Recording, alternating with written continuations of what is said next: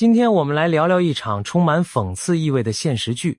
一位曾经高喊祖国最好的台湾艺人，最后却在祖国大陆因为缺医少药而崩溃痛哭，哀求要回台湾治病。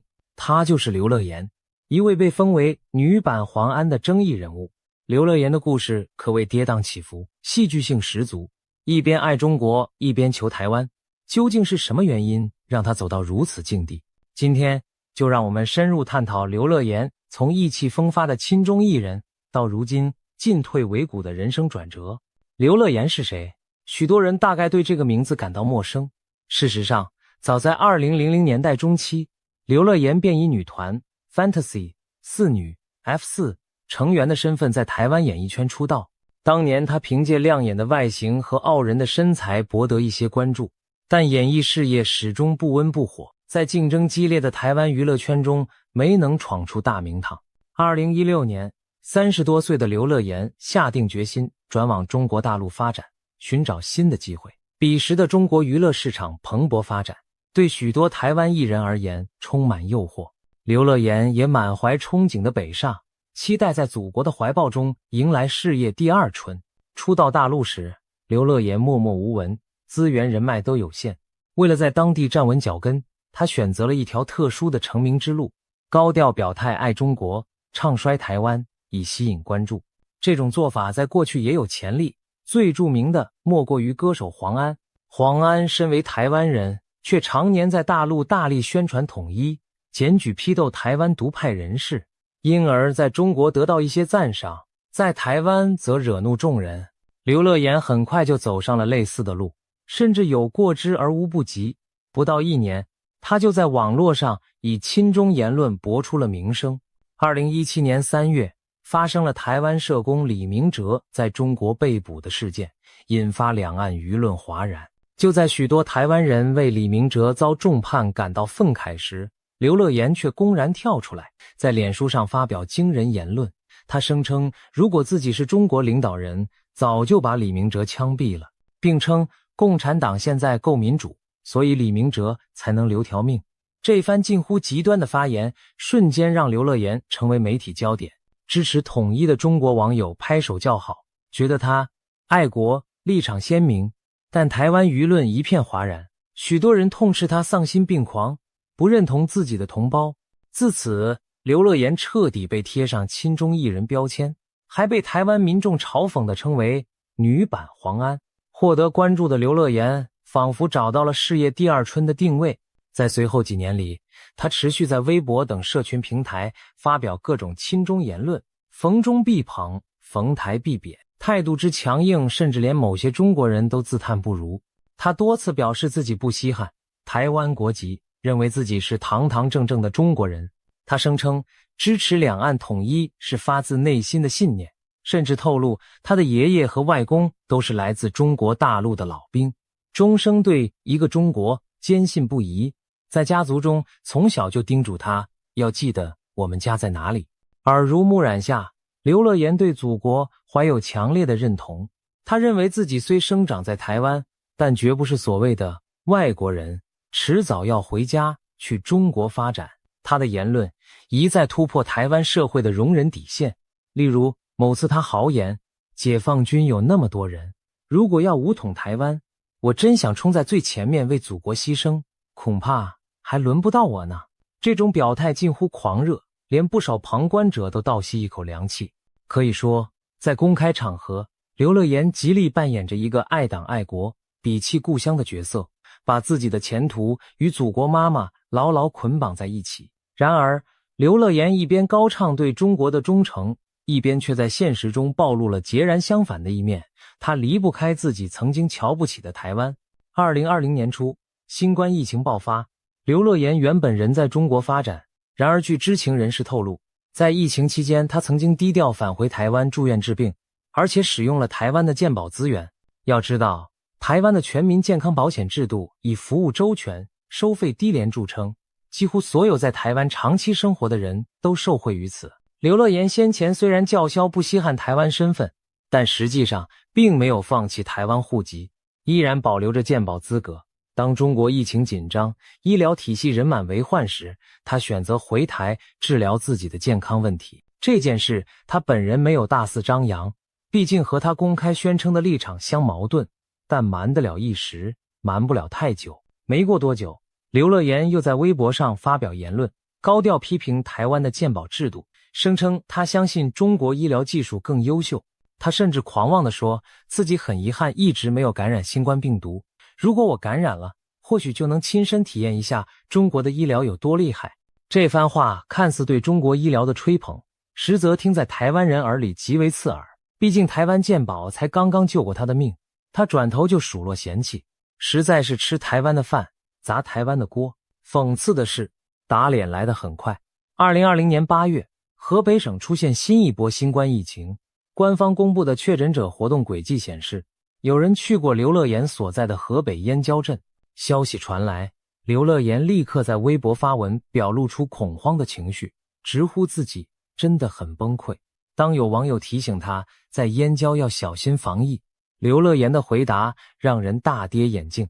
他回应道，没关系，如果得了新冠肺炎，我就回台湾治疗，甚至不忘再补一句，台湾健保 No.1。 所谓 No.1 是英文 No. 的谐音，也就是第一名的意思。短短2句话彻底暴露了他内心的真实想法。真到了危及健康的关头，他最信任的还是台湾的医疗和健保。要知道，就在不久前，他还口口声声说中国医疗如何先进，现在一遇风险却立刻想到要逃回台湾。这种前后矛盾的态度顿时在网络上掀起轩然大波。台湾网友群情激愤，纷纷在社群上痛骂刘乐言，厚脸皮真是无极限。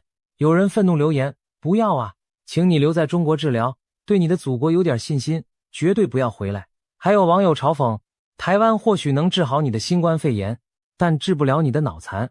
更刻薄的留言甚至说，就怕你得的是非洲猪瘟，那台湾可能救不了你。总之，台湾舆论对刘乐言的这番表态极尽讥讽和抵制，生怕他真的跑回来给医疗体系添乱。而在中国那边，看着他公开称赞台湾健保，不少小粉红、亲共网民也傻眼了。有人开始怀疑刘乐言过去对祖国的那些赞美是否真心，关键时刻还不是想跑回台湾。刘乐言左右逢源的表演由此可见一斑。除了疫情事件之外，刘乐言在中国发展期间的种种言行其实都充满了类似的矛盾与碰壁经历。例如2020年夏天，中国南方爆发严重洪灾，湖北恩施地区洪水肆虐。刘乐言的祖籍正是湖北省宣恩县，他的家族中仍有亲戚居住在当地。当他收到家人传来的灾情视频后，情急之下就在微博发文喊话，国家救救我的家人吧。按理说，这不过是一个身处异地的普通人关心家乡亲人的求助心声，并无不妥。但让刘乐言万万没想到的是，他的这条求救微博竟引来了一群小粉红的围攻。有激进网友指责他给国家添乱，甚至有人大帽子一顶顶扣过来，骂他散布假灾情，黑大陆没安好心，甚至上升到涉嫌颠覆国家政权。面对如此莫名其妙的指控，刘乐言吓得赶紧删文喊冤，连称自己只是转发家人资讯，没有恶意。然而小粉红们哪管这些，一哄而上把他痛批一通才作罢。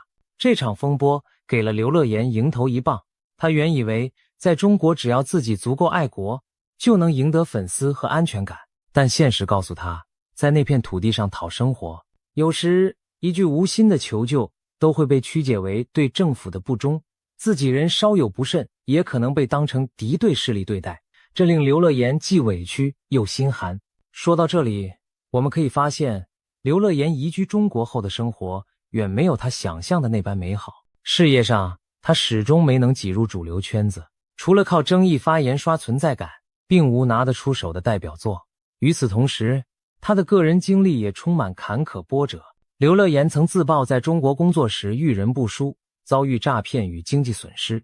他在河南郑州打工时公司倒闭，不但1毛钱工资没拿到，还被迫四处奔波讨生活，可谓狼狈不堪。多年下来积蓄耗尽，据传连取暖的暖气费都缴不出来。在北京附近的燕郊过冬可不是闹着玩的，每年冬天室外零下10几度是常态。没有暖气几乎难以生存。经历了诈骗事件后，刘乐言一度身心俱疲，甚至病倒在床。有照片显示他挂着点滴输液，憔悴地躺在病床上，模样十分虚弱。那时的他或许才体会到人在异乡无依无靠的艰辛。奇怪的是，刘乐言并没有选择回到台湾休养生息。他明明可以回到家乡，至少享受亲友照顾和稳定的生活保障，但他没有这么做。也许在他内心深处，仍不愿放弃在中国苦撑的梦想，或者说，他拉不下脸来就此认输，返回曾经被自己数落的台湾。刘乐言甚至在微博上感叹过，现在回台湾已经没有朋友了，连找个吃饭的人都找不到，我真的很孤单。这句话流露出他内心的落寞。离开台湾多年，他早已和昔日的人脉情感生疏，回不去了。而在中国，他始终是外来者，缺乏真正的归属感。这种两头不是岸的处境，几乎是对他过去选择的一种讽刺性惩罚。时间很快来到2022年底，这时候的刘乐言已在大陆度过第6个年头，生活境况并不理想。然而，更大的风暴正在酝酿。2022年12月，中国当局突然解除动态清零的防疫政策，全国各地迎来新冠疫情海啸式的大爆发。长期压抑的病毒骤然释放，感染人数激增，医院人满为患，感冒药、退烧药在各大药店一药难求。这场措手不及的疫情海啸波及了千家万户，当然也包括刘乐言。当时的他居住在河北省廊坊市三河的燕郊镇，燕郊紧邻北京，是很多北漂族居住的区域，人口密集，但医疗资源相对有限。严冬时节，华北平原气温降到-10度上下，疫情又导致许多人发烧生病。可以想见，在那个节骨眼上，买到一盒退烧药都成了奢侈。刘乐言不幸也染上了病症，可能是新冠，或者至少是重感冒。随着体温升高和身体的不适，他开始四处寻找药品，但周遭药房早已经被扫荡一空。雪上加霜的是，有传闻指出刘乐言因经济困难而拖欠了当地的暖气费，结果家中供暖被停止。在北方的寒冬停暖气，意味着屋内温度会降到难以忍受的地步。外面寒风呼啸，屋内冷若冰窖，加上病魔缠身，这一刻的刘乐言可谓陷入绝境。他孤身一人在河北的小房子里，身旁没有亲人照顾，连只狗都没法替他分担痛苦。据说他曾养了几只狗相伴，但疫情严重时恐怕也无力照料。身体的病痛、环境的恶劣和心理的恐慌多重夹击下，他终于崩溃了。走投无路之下，刘乐言选择打开手机，开启直播求助。或许在他想来，此时能帮助他的只有网络上的力量了。直播镜头前出现了刘乐言憔悴的面容，脸色苍白，双眼红肿，明显是发烧加上哭过的痕迹。他语无伦次地对着镜头倾诉自己的处境，带着哭腔喊道自己已经没药吃了，身体很不舒服，希望有人能给他寄点药来。起初围观的网友还不明就里，只当是一个病急乱投医的可怜人，但接下来刘乐言喊出的话却让所有人震惊无比。只见他一边啜泣，一边直接喊出了台湾政治人物的名字求救：赖清德，我想回台湾，赖清德何许人也？他正是当时台湾的副总统，也是现任的总统候选人之一，是主张台湾主权的民进党代表人物。刘乐言过去常常批评民进党政府，不认同一中原则，按理说他应该最痛恨以赖清德为代表的台湾执政者。然而此刻身处河北的他却越过千里，直接向赖清德呼喊，恳求能让他回到台湾治病。这一幕实在让人瞠目结舌。多年来把祖国挂在嘴边的刘乐言，最后关头居然是向被他视作眼中钉的台湾政府寻求庇护。直播中的他哭得梨花带雨，声称自己真的撑不下去了，只想回台湾。或许在病痛交加的瞬间，他终于明白哪里才是自己的避风港。然而这场在异乡深夜的凄凉哭喊，换来的却并非同情和援手，而是铺天盖地的嘲讽和指责。刘乐言直播求救的片段被人录了下来，在网络上迅速疯传，尤其在台湾社群上，这条消息像长了翅膀一样传开，掀起新一轮讨伐热潮。无数台湾网友涌入相关帖子下留言，几乎一面倒地冷嘲热讽。有人挖苦道：祖国不是很好吗？你不是说祖国什么都有，怎么现在没药吃了？还有人嘲笑他是在现世现报，过去谄媚中国说的天花乱坠，现在遭报应了吧？最经典的一句回应当属：祖国统一了，你就留在那里享受吧。这句话可谓将刘乐言的处境和前后双标狠狠地钉在耻辱柱上。刘乐言平日最爱说的就是祖国如何如何，甚至宣称过两岸已经统一，只是民进党不承认等等。如今网友干脆反将一军，既然在你心里祖国早就统一了，那河北不也是中国的一部分？台湾也是中国的一部分吗？既然如此，你刘乐言此刻身处祖国领土，有难为何不求你敬爱的祖国来救，反倒要找台湾的领导人帮忙？既然你口口声声热爱祖国，那就好好待在祖国，享受统一后的福祉吧，别想着回台湾。短短几句话，将刘乐言多年来言行的荒谬矛盾无情地戳破。也有不少网友直截了当的呵斥：别演了，当初是你自己选择离开台湾，投向中国怀抱的，现在哭着喊着要回来，早干嘛去了？更有人怀疑他这场直播根本就是在演戏，博同情，讽刺他哭相难看，演技拙劣。总之，鲜少有人对刘乐言表示真正的同情，反而是借机发泄对他常年来亲中言行的不满。一夜之间，刘乐言没药吃，女版黄安哭求回台成了热门话题，刘乐言成了两岸网友共同嘲弄的对象。在中国网络上，他同样没讨到好。一些大陆网友认为他给所谓爱国台湾艺人丢脸，关键时刻还是求台湾，虚伪。刘乐言精心营造的亲中形象，随着这场直播彻底崩塌，迎来了最讽刺的翻车。最终，刘乐言的哭喊并没有换来任何实质帮助。台湾政府不可能因为他的直播求救就派专机把他接回，毕竟当时两岸关系紧张，且台湾对入境也有检疫规定。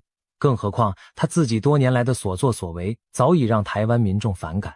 在祖国方面，他更不可能指望当局特别照顾一个小艺人的个人困难，刘乐言只能自求多福。据后来他自己透露，那段时间他靠邻居接济拿到了一点药品，挨过了病痛。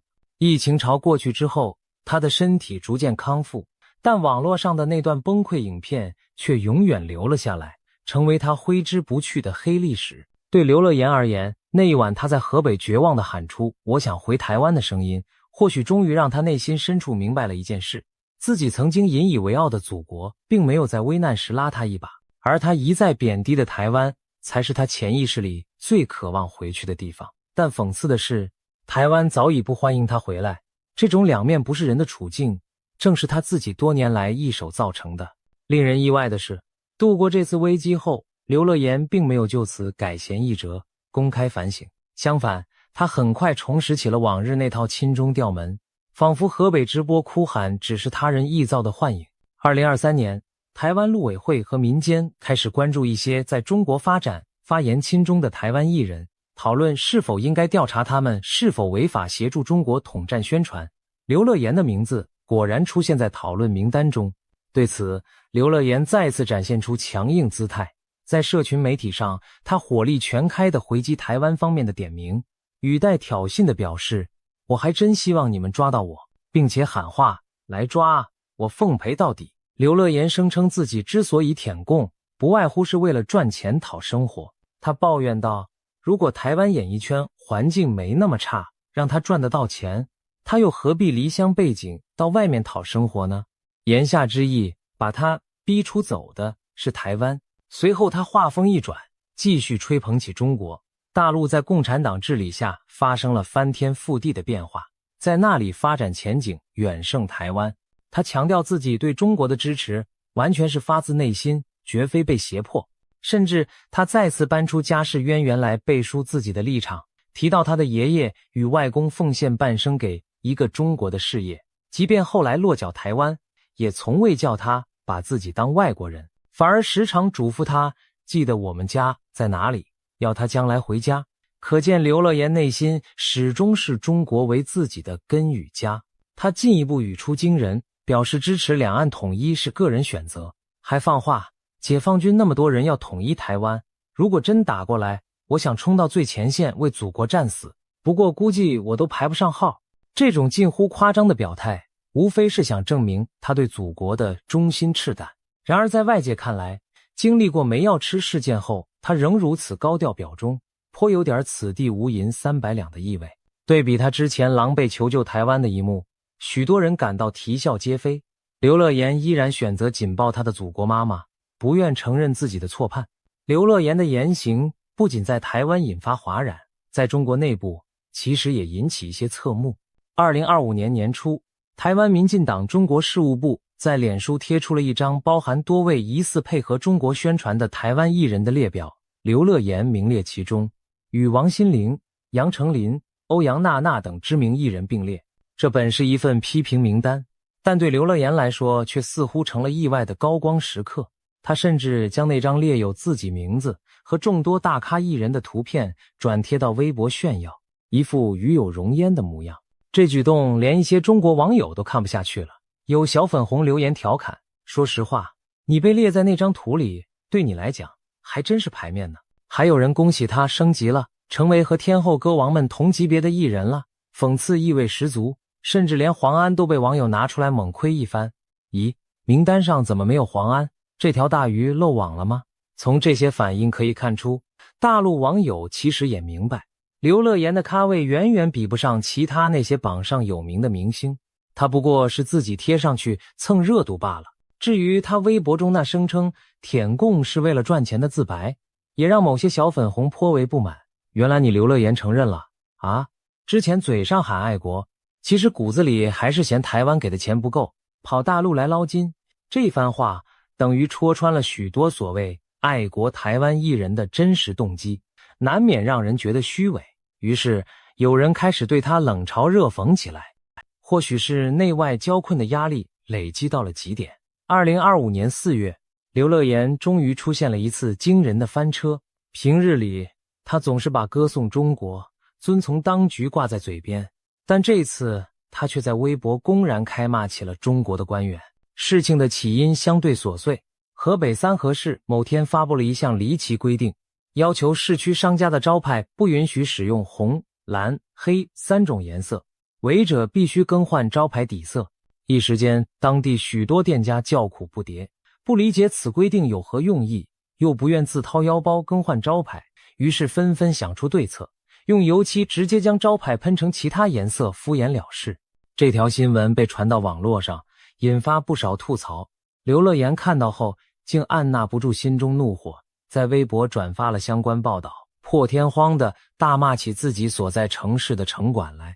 他在贴文开头爆了粗口，直言，我在河北三河都住了9年了，身为一个台湾人，我不得不说两句，三河市的城管就是有病。接着他越骂越起劲，你们这些人就是吃饱了撑的，净干些没事找事的恶心玩意儿，正事不做，净找老百姓麻烦。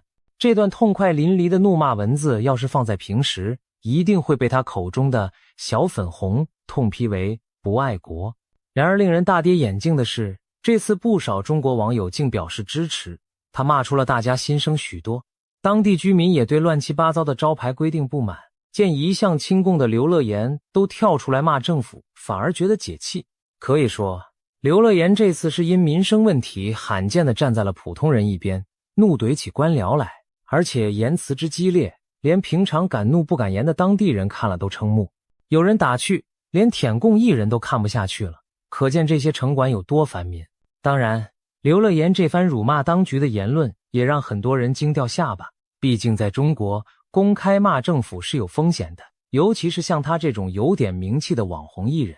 一时间，刘乐言翻脸骂共产党的消息传遍网络，许多人调侃舔了9年，共产党没让他成为人上人，终于还是骂出口了。甚至有人等着看刘乐言会不会因此遭到中国方面的惩处。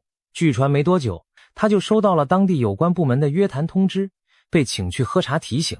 因为他微博骂城管的事情闹大了，当局不得不出面压制影响。刘乐言后来自己也承认，他的确被找去谈话，要他删除不当言论。于是那条骂城管有病的微博很快就消失了。但令人玩味的是，刘乐言表面删帖道歉，心里似乎仍憋着一股气。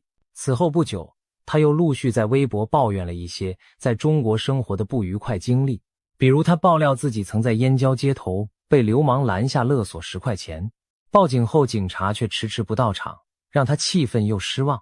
又比如他发帖谴责某些不文明的中国男性行为，直言看了就想吐，甚至点名当地领导要求改善社会风气。这些言论虽然谈不上触犯什么大忌，但也充满对中国社会问题的不满情绪。可见刘乐言经历多年现实的毒打后，内心早已累积了许多怨言，只是先前为了人设不敢说出口，如今一朝撕破脸，他反而有点破罐子破摔，将平日压抑的真心话都发了出来。一个曾经高喊祖国万岁的人，如今接连吐槽祖国种种不是，这种巨大反差引起外界高度关注。有媒体用豁出去了来形容刘乐言的转变，他似乎终于不再一味扮演歌功颂德的角色，也开始像普通人那样抱怨起身边的不公和烦心事了。刘乐言几年里的种种表现，活脱脱展现了一个人在理想与现实间反复横跳的荒诞戏码。一方面，他深受家族和自身利益考量的影响，在意识形态上极度倾向中国，恨不得以祖国女儿自居，靠喊爱国来证明价值。但另一方面，当现实的冷风不断吹来，他又难免发出抱怨甚至哀求的声音，爱也骂，骂完又爱。刘乐言仿佛同时扮演着忠诚者和背叛者两个角色，将撕裂写在了人生剧本里。或许连他自己内心也是矛盾痛苦的，一边是年轻时立下的赌注和早已烧毁的后路，一边是残酷无情又让他看不顺眼的现实环境。他没有退路，只能咬牙硬撑着把戏演下去。看到刘乐言的遭遇，不禁让人联想到另一位前辈黄安的故事。黄安90年代曾在台湾走红，后来毅然西进中国发展，靠着检举台独艺人，拍马中国当局，而成为著名的反台独斗士。可讽刺的是，黄安自己最后却也逃不出现实的捉弄。2016年，黄安在北京突发心肌梗塞，命悬一线。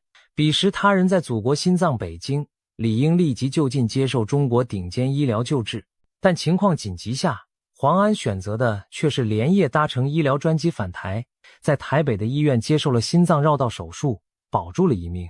而这次手术所费不赀，粗估花费台湾健保约新台币80万元。然而黄安多年来长居大陆，早已不在台湾缴税纳保，但他巧妙地利用规定，以配偶眷属身份一直挂着台湾健保，每月只缴极少的费用，却在关键时刻大享其成。消息传开，台湾舆论一片哗然，人们愤慨的是，黄安平日心系祖国，对台湾百般批评，最后命要没了，还不是回台湾靠健保捡回一条命？这赤裸裸的双标行径引发各界挞伐，甚至医界人士都出面质疑制度漏洞，不公不义。后来台湾健保局也修法堵住了这类旅居海外却回国爽用健保的漏洞。然而黄安本人似乎并不以为耻，他术后不久又跑回中国，在微博大言不惭地炫耀自己的爱国立场，丝毫不改。对此，网友只能无奈地感叹，这类人早已无药可救。刘乐言和黄安相比，有过之而无不及。他至今或许还没机会回台湾大病一场，但他实际上早就多次利用过台湾的医疗资源，同时也一次次在言语上羞辱着养育他的土地。他们的行为模式何其相似，为了名利前途拼命讨好中国，不惜得罪家乡人，最后发现中国那边也不是久留之地，又想起老本行台湾可靠。但世上哪有两全其美的好事？所谓骑墙两头转，到头来往往是两头空。回顾刘乐言这些年的种种，许多人都觉得他是自作自受。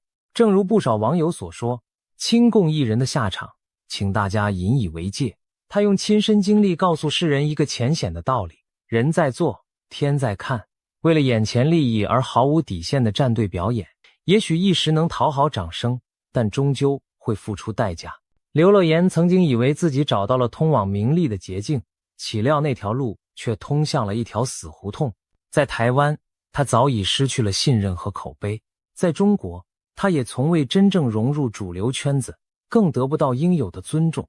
当初对他寄予厚望的小粉红们，如今也看清了他不过是为五斗米折腰的投机客，遇事先考虑的还是自己的安危，而非真正的爱国。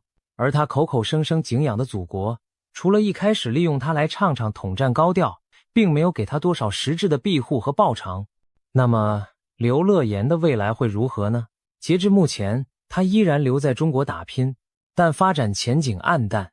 他偶尔还是会发表一些爱中国的言论来刷存在，但响应者寥寥，反倒是他稍有动态，涌来的多是不看好和嘲弄的声音。可以说，他已经将自己的信誉与事业毁掉大半。同时，他也没有勇气和台阶返回台湾，毕竟曾经把话说得那么绝，如今回头太难。刘乐言的处境让人联想到一句老话：当你选择了方向，就得承担方向带来的后果。他选择了站在大多数台湾人的对立面，最终也失去了台湾民意的温情。他以为投入祖国怀抱就能高枕无忧，却发现那怀抱并没有想象中温暖。或许在深夜无人时，刘乐言也曾问自己，这些年到底值不值得？但人生没有时光机让他重来一次。局已至此，他只能硬着头皮继续走下去。刘乐言的故事充满荒诞色彩，却给我们上了一课。他告诉所有人，做人留一线，日后好相见。一味的仰仗权势，作践自己的根，本想飞黄腾达，结果往往摔得更惨。对那些仍跃跃欲试，想学刘乐言走捷径搏出位的后辈们来说，不妨好好看看他如今的下场，再三思量是否要重蹈覆辙。现实世界不是舞台剧，演不下去了，可没人会给你喝彩，更不会有人替你收场。别演了，这是千千万万看客对刘乐言共同的心声。他的人生早已被自己导演成一出闹剧，只剩他自己还执迷不悟。而对于台湾和中国广大的吃瓜群众而言，刘乐言的这场戏，他们早看够了，也看透了。虚伪的面具终将自行崩落，到头来不过是一场可笑又可悲的自我惩罚。